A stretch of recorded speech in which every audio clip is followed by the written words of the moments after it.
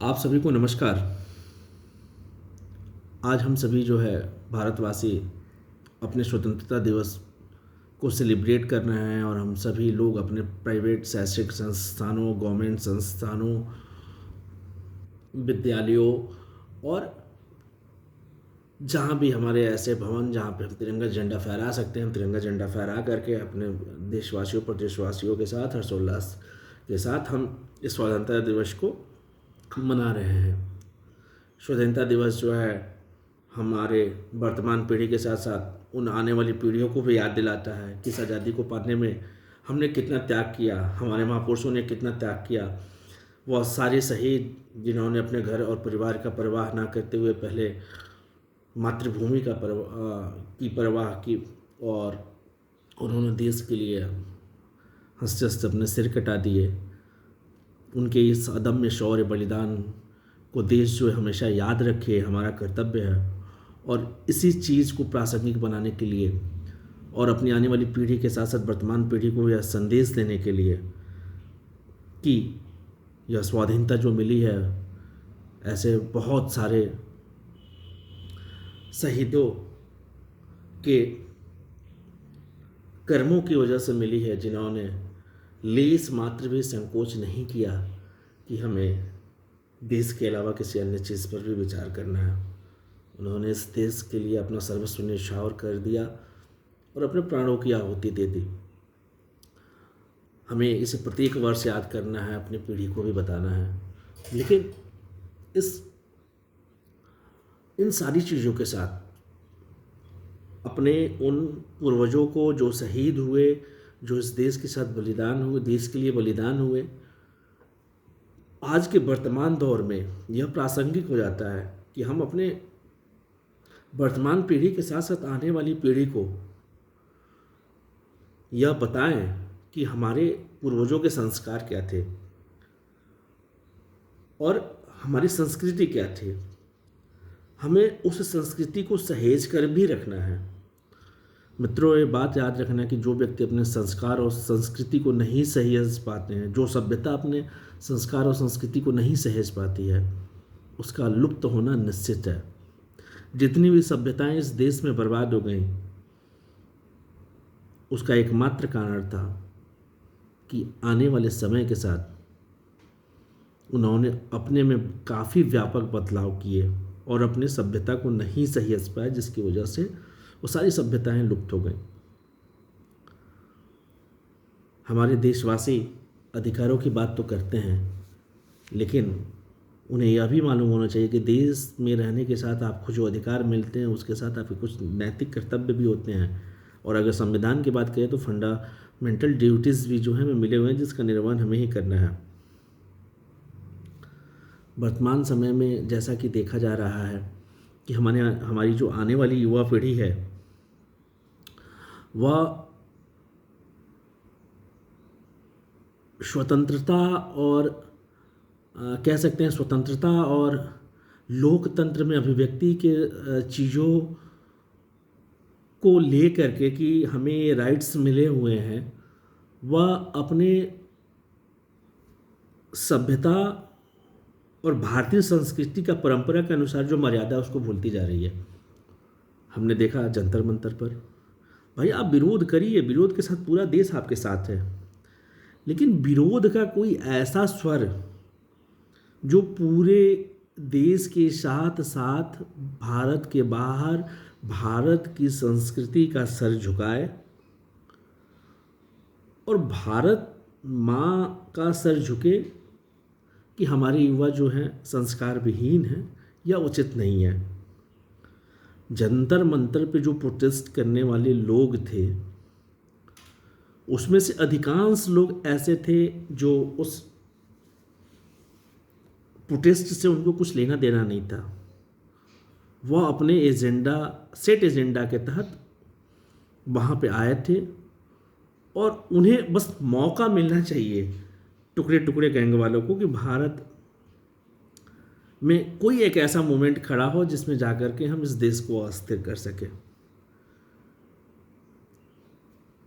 हम लोगों ने सुना कि उसमें इस तरीके की बातें हो रही हैं, भारत के प्रधानमंत्री को, जो संवैधानिक शक्तियों द्वारा चुना हुआ व्यक्ति है, गाली दी जा रही है और नाच गाने हो रहे हैं, तो क्या वो नाच गाने के लिए प्रोटेस्ट किया गया था? ये हमारी युवा पीढ़ी की जिम्मेदारी है कि हमको इस पर विचार करना चाहिए कि हमको करना क्या है। उसमें एक भी नीट पेपर का छात्र नहीं होगा, छात्र तो पढ़ रहा है, ठीक है, छात्रों के साथ जो हुआ वो दुखद था। कोई भी ऐसी व्यवस्था जो अपने आप को न संभाल पाए और जिसकी वजह से हमारे छात्रों को झेलना पड़े, उस व्यवस्था की खामियों में सुधार होना चाहिए और सुधार के साथ साथ उसकी नैतिक जिम्मेदारी भी उस व्यक्ति को लेना चाहिए जिसके नियंत्रण में वह संस्थान जो है रन कर रही है। छात्रों ने प्रोटेस्ट किया, लेकिन क्या इस तरीके का प्रोटेस्ट जो झारखंड के मुद्दे पे चुप रहता है और जंतर मंतर में देश की छवि को धूमिल करने के लिए वहाँ सारे हथकंडे अपनाए जाते हैं, यह सही नहीं है। छात्रों को जानना पड़ेगा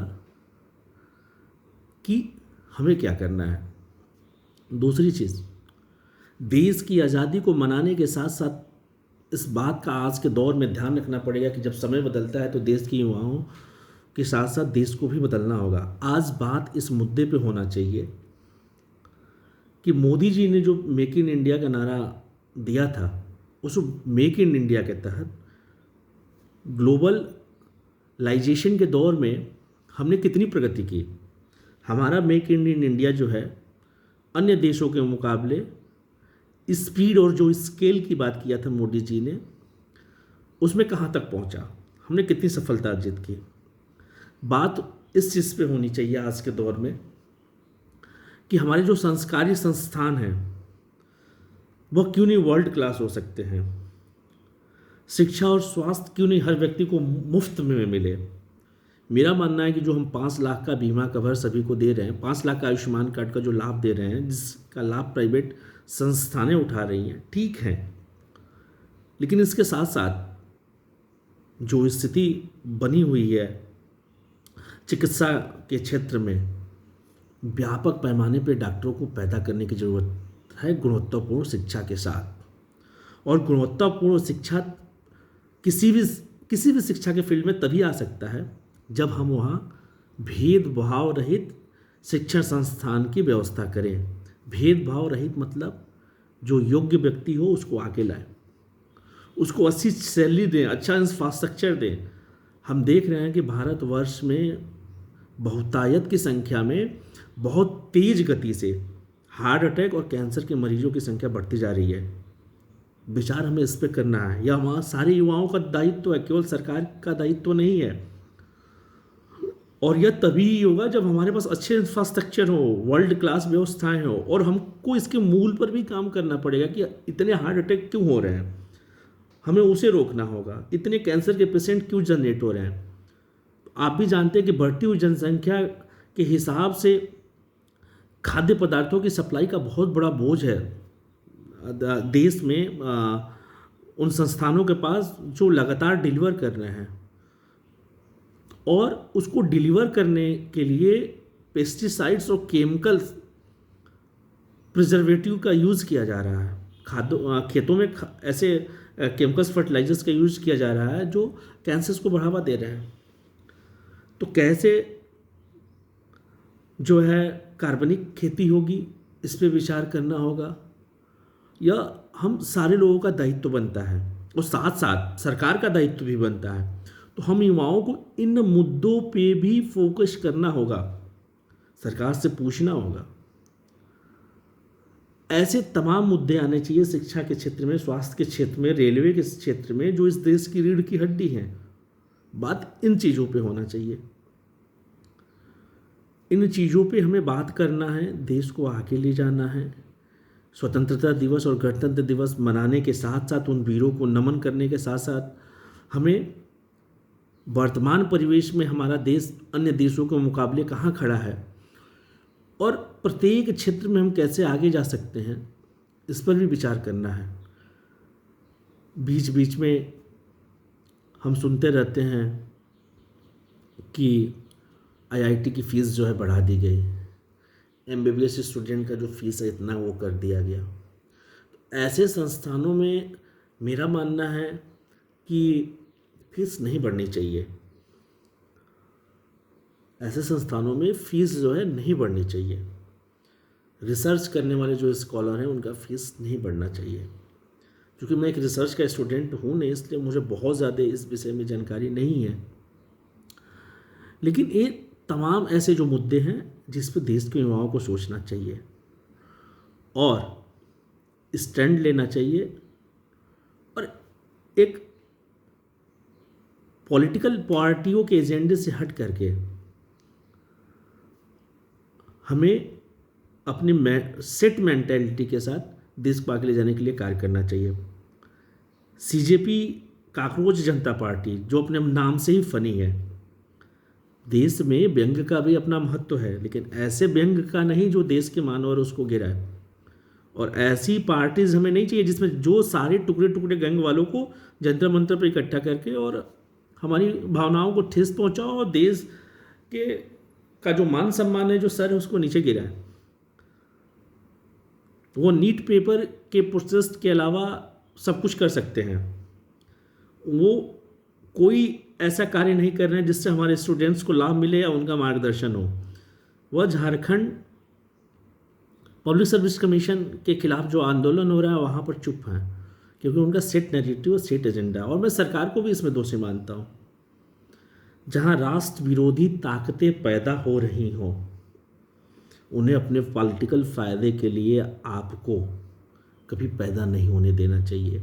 भारत इतना सक्षम राष्ट्र है कि ऐसे लोगों को आप दबा सकते हैं तो दबा दीजिए। इनको क्यों मौका देते हैं उभरने का? जिनकी कह सकते हैं कि पॉलिटिकल जाहिलियत की वजह से बहुत सारे युवा जो हैं गुमराह हो रहे हैं। एक नया शब्द दे दिया गया, जेनजी। क्या है जेनजी?